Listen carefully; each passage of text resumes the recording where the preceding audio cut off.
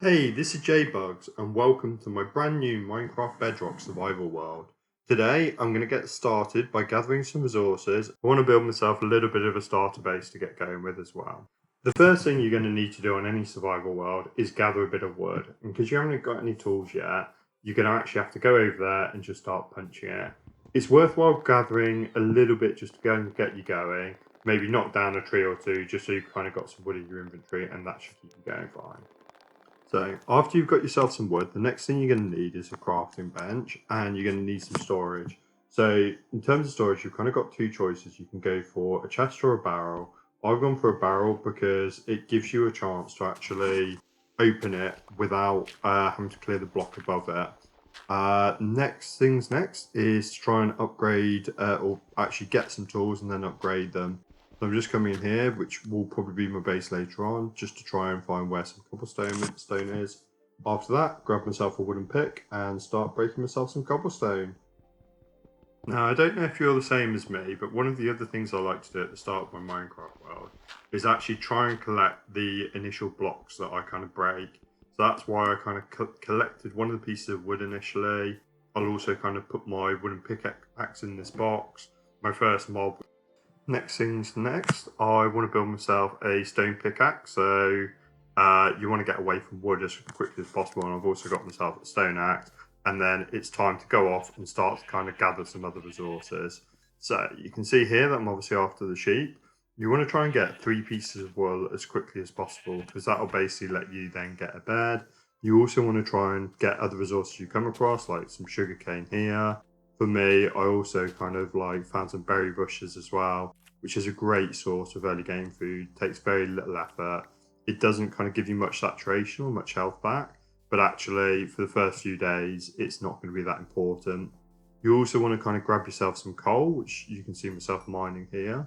So in my case, I want to kind of get just a couple of pieces, enough to kind of build a couple of torches. So when I go caving, I can kind of see where I'm going. And then also kind of like smelt up a more sustainable resource. You could also see from that clip there, I've been lucky enough to come across a rabbit's foot, which is pretty rare and I wasn't expecting. I just magically found in my inventory. Obviously, I killed a rabbit, didn't see that he dropped it, and picked it up along the way. Cool. So the next thing you want to do is, or for me, I've gone back to my base and I'm just building up some extra storage. You're going to find that actually you end up collecting loads of different items in this game, particularly early on when you're kind of just getting a few initial bits of resources. So I'm going to come in my base, kind of expand it out a bit, and then just put down a bit more structure to kind of like how everything's organized. So I want to get a crafting bench in here. I also kind of want to get a few barrels going, get some smelters going, all of that sort of stuff. Cool. And you can also see it's starting to get quite dark. That's not just because you're in the cave, it's also almost night time. So, first day's been pretty productive. Managed to get myself some of the basic resources, got myself somewhere to sleep, somewhere to store my stuff, and I'm going to be safe for the night. So I'm not going to have to like hide away from the mobs and not be able to do anything, which is great. Okay, second day now. So it's off again. It's going to be quite similar. Like, I'm going to be kind of building on what I've done in the first day. I want to replant my berry bushes. So actually, I've got kind of food whenever I kind of need it. I then want to actually go off and see if I can actually find anything else to kind of like, well, and any other resources that I kind of want to collect or anything like that. I think the sound's kind of gone a bit funny in this clip. I'm not sure what happened there, so apologies. One of the other things that you might want to do earlier on is try and gather plenty of wood. So you can see here, I've got myself a couple of spruce saplings. And actually, if you plant them in a 4x4, it'll grow this massive tree here, which is by far the easiest way to kind of like grow it. If you then kind of zigzag your way to the top, you'll actually find it so much easier to kind of mine all the wood out from this. So you can just see that I'm just kind of like building a staircase out of it where I'm just slowly going up to the top. And when we finally get there, it'll be really easy to kind of come back down again. So all you need to do is kind of like stand in the middle of this like platform that you've left, and then you can just mine down and you'll find it goes quite quickly. Luckily, I built myself an extra axe before I did this, you're going to actually gather loads of wood, so you need to make sure you've got the right tools on you to kind of do it as well. And by loads of wood, I do mean loads of wood. You can see from my inventory, I've now got about a stack and a half of spruce, which is absolutely massive. The last thing you're going to want to do is just kind of hang around there and just make sure you've got plenty of saplings back. I mentioned before that today I want to get some more sustainable resources for kind of smelter. So the easiest way to do that is actually to find an ocean and find lots of kelp blocks, and you can swim around and break them.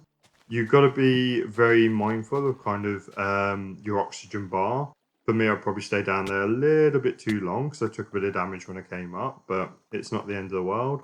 And then because all the items float, once you've kind of broken a load of the kelp, you can then just swim around on the surface, collect it all up, and then when we get back later, we'll be able to smelt it. Off in the distance, I could also see a jungle. So the jungle's actually got some really unique things in it, which you're probably going to want to collect if you get the opportunity. So obviously you've got jungle wood, so that's a big thing. So I want to try and get the saplings. They don't drop too frequently, so you might find that you actually need to kind of get quite a few different trees to kind of get enough saplings to sustain you. You want to get at least 4, so then you can build a 4x4 tree, similar to what we did with the spruce, and kind of grow it up again. I also managed to go grab myself some oak wood, which I hadn't managed to find in the biome I started with. And again, just got a few of those saplings that I can kind of like grow over time. The other things that you can kind of find which are quite interesting are actually like bamboo. So bamboo, you're not going to be able to find anywhere else. You can find either growing in jungles, like you can see there, or potentially you can fish for it. You can also get melons. You can get melons other ways, like if you go caving, you can find the seeds and things. But because there was one there, it's just the easiest way to do it. And then cocoa beans, the last thing. So if ever you want to dye anything brown, you're going to need cocoa beans to do it, which is obviously what we found. Whilst in the jungle, I also ran into my first hostile mobs and had a bit of a fight with them. It got a little bit hairy, as you can tell. The skeleton was pretty armored up, and it took a while to kill him, but it got there in the end. And then swimming back to base, I just wanted to kind of show how beautiful the oceans are now. Since the aquatic update, when you kind of come across these kind of massive coral reefs with the growing, I can't remember what they're called, but the little lights at the bottom, and then all the lovely coral blocks, it's just gorgeous. Cool. And when I get back to base, it's time to start smelting up my kelp as well. So all I've done is pop 1 piece of coal in each one, which will give us a total of 16 pieces of kelp. Really all you need is 9, because once you get 9, you can craft a dry kelp block, and each dry kelp block is then going to let you smelt another 20 pieces of kelp. So realistically, every kelp block lets you smelt another, or lets you build another 2 kelp blocks, as long as you're kind of not smelting anything else at the same time. So it's a kind of a great renewable resource you can kind of get to help you kind of smelt things. Next thing's next, it's time to build some ladders. So you probably guess what this means. It's time to go caving at last. So I'm going to want to build myself a few torches as well, just so I can see when I get down there. One of the biggest things to remember when you're kind of playing Minecraft is don't dig down. And you can see here that I'm obviously starting to dig down. So if you are going to do this, like at the top of the world, you shouldn't find anything too dangerous. But as you go lower, it's going to get quite sketchy. So this is actually a really good approach to kind of dig down. You can actually place some ladders, hold your shift key, which will stop you from dropping down, and then you can mine another 4 blocks underneath you. So it's a really great way just to kind of double check there's nothing dangerous you're going to kind of fall into as you kind of going to the bottom of the world. Luckily for me, I managed to get down to the bottom without too much hassle. There was no lava pools or anything like that, which is obviously great. And I just want to kind of get down to level, I think it's level 10 that I went to. Yeah, level 10. Realistically, as long as you're under level 15, you should start to find diamonds down there. There's lots of debate, particularly on the Java version of the game, around what the best level for mining is. And what we really want to find down here is actually iron at the moment. As soon as we get some iron, we can smelt it up, and we can obviously start upgrading the tools we have. So I'm just going to dig around for a bit and kind of find as much iron as I can. For the moment, I'm going to leave a lot of the other blocks. I don't need redstone, I don't need lapis. And what we're going to try and do next is actually get a good pickaxe and get fortune on it, hopefully. So once we get kind of fortune, we can then kind of come back down here again and actually go through all these tunnels, find the ores that we've already located, and then we can obviously like start mining them out with fortune as well. Once we get to the surface, we're then going to pop our iron into the furnace and smelt up some iron ingots. These are actually going to be really helpful. They're going to allow us to move into the Iron Age, to actually build a pickaxe, an axe, and a shovel, which will obviously help when we're kind of gathering resources in the future, or if mobs try and attack us again. At least it gives us a bit more damage when we're kind of defending ourselves as well.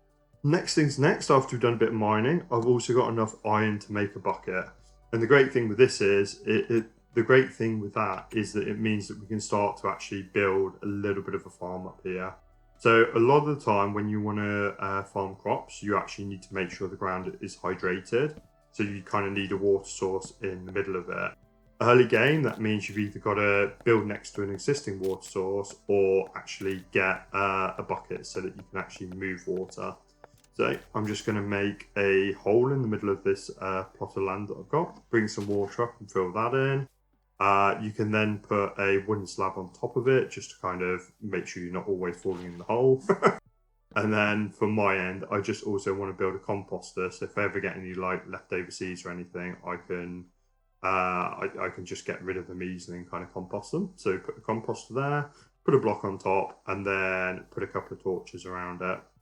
So where we're talking about kind of making sure the land is hydrated, there's a maximum of a 9 by 9 area that each block of water will hydrate. So the block in the middle needs to be water, and then you've got 4 blocks either side. So I haven't quite gone that big. I've gone for a 7 by 7 just because it fit nicer in the base area that I've got. You can then get your hoe and just come around here and just start hoeing the land. And then because you've hydrated it, the fertile land won't ever kind of like revert back to dirt. And then plant my crops. After that, it's time to think about getting some animals kind of that we want to actually breed up and kind of get the resources from. The main thing we're interested in is, yeah, it is a better food source if we kind of get like some steak or pork or whatever. But actually, it's the leather we're going to need more. So I mentioned before that we want to kind of fortune the resources we found down in the caves. The best way to do that is actually to get an enchanting setup so you can actually start to improve all the tools that you have. So we're just building some little pens out there, just with some spruce fences, and then it's going to be time to go off and kind of find some animals to put in it. Luckily, a wandering trader wandered by, so this actually helped me out quite a lot. I managed to get a couple of leads from him. Later on in the game, like, they're not great, but they do have a couple of things that it might stop you having to go out and explore. Early on, the main thing I'm really interested in, like I said, is just getting these leads so I can start moving other animals around. Yes, it's a bit mean, probably killing his llamas. But I think like it's only a game at the end of the day, and it helps me out loads from kind of being able to grab those. Cool. So I actually went out and explored for about 10 minutes. I got back to my base and then I found a cow waiting right next to the pen, which is just absolutely typical. But it was great for me. I got my first cow in there, managed to secure him, and then again went out for another explore and managed to find another cow nearby who was actually a little bit further away, but to be honest, still not a million miles away. So once you pop a lead on them, you've just got to make sure you don't run too quick, otherwise the lead might break. But it's just really a matter of kind of walking back to the base with him once you kind of pop that lead on. Cool. When we kind of open that up, the other cow's going to try and lead. So because we've got 2 leads, we can just kind of like secure both of them just while we're in here, get out, shut the gate, and then they're nice and secure. And then as we go away, we want to kind of make sure we get those leads back. So a really nice trick is actually if you get 2 wall blocks like we have here, you can convert them into carpet. Usually you can't hop over a fence, but actually if you put carpet on top, it will kind of let you jump on top. But the animals don't know this. So kind of you can get in and out, but they can't. So it's actually a really nice way to kind of get in there, collect things that you might have dropped or farmed from the cows.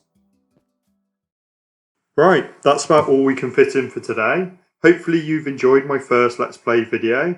If you have, it'd be great to get a like, a comment, or even subscribe if you want to see similar content in the future. Also, let us know what you've enjoyed and what you'd like to see more of in the future as well. Thanks guys, bye!